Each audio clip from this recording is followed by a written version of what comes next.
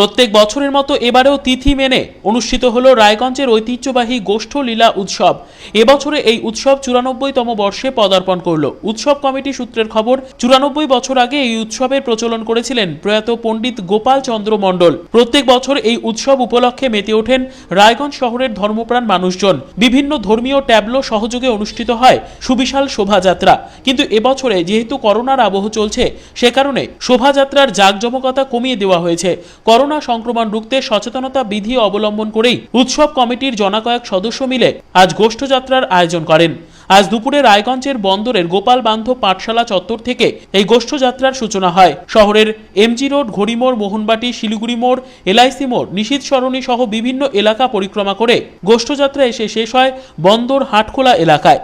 এদিন শ্রীকৃষ্ণ বলরামজির বিগ্রহ সহ এই গোষ্ঠযাত্রা দেখতে শহরের বিভিন্ন প্রান্তে উপস্থিত হন সাধারণ মানুষজন। বন্দর হাটখোলা এলাকায় অবস্থিত মন্দিরে এই বিগ্রহ 5 দিন থাকে। প্রত্যেক বছর সেই উপলক্ষে ওই এলাকায় বিভিন্ন ধরনের উৎসবের আয়োজন করা হয়। যাত্রা থেকে শুরু করে প্রদর্শনী সহ বিভিন্ন ধরনের অনুষ্ঠানে সামিল হন শহরের মানুষজন। কিন্তু এবছরে করোনার কারণে সবকিছুই ব্রাত্য রাখা হয়েছে। এ বিষয়ে শুনবো উৎসব কমিটির অন্যতম সদস্য রামনারায়ণ মণ্ডলের বক্তব্য। কত বছরে পা দিল? এবার গোষ্ঠ উৎসব 94 বছরে পা দিল। 94। তো বলছি যে এইবার তো করোনার আবহাওয়া একটা চলছে, তো গোষ্ঠ তো আমরা দেখেছি বিরাট মিছিল বেরোয়, ট্যাবলো বেরোয়, রূপসজ্জা বেরোয়। হ্যাঁ, তো এইবারে কি প্রস্তুতি নিচ্ছেন? এবার যেহেতু করোনা আবহের মধ্যে দিয়ে গোষ্ঠ উৎসব হচ্ছে, আমরা জনসাধারণের কাছে অনুরোধ করেছি, মাইক যোগে প্রচার করেছি যে শোভাযাত্রা কোনো রকম রূপসজ্জা, তারপরে ট্যাবলো, টোটো গাড়ি এবং পদব্রজে অংশগ্রহণ না করার জন্য। এটা আমরা 2-3 বার মাইক যোগে অনুরোধ করেছি।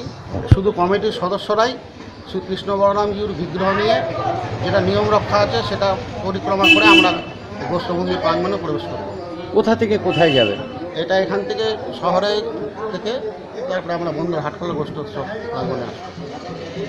তো বলছি যে এবার তো তাহলে প্রথাগতভাবে যেটা বরাবর হয়ে থাকে যে তাদেরকে পুরস্কার প্রদান করা, না, এবার পুরস্কারের কোনো রকম ব্যবস্থা নেই, পুরস্কার দেওয়া হবে না। এবং যারা আমরা যাব কমিটির সদস্যরা প্রত্যেকে মাস্ক, স্যানিটাইজার এবং সামাজিক দূরত্ব বিধি মেনে আমরা অংশগ্রহণ করব। একটু হয় এবার কি সেটা হচ্ছে না, এবার শুধু 5 দিন ওখানে বিগ্রহ মন্দিরে থাকবে এবং 5 দিন শুধু সন্ধ্যাবেলা ভগবানের পূজা, আরতি, কীর্তন এটুকুই হবে। স্টেজ কোনো প্রোগ্রাম না, যাত্রা বা কোনো স্টেজের প্রোগ্রাম হচ্ছে না। হীরক মুখার্জির রিপোর্ট, কুলিক নিউজ, রায়গঞ্জ।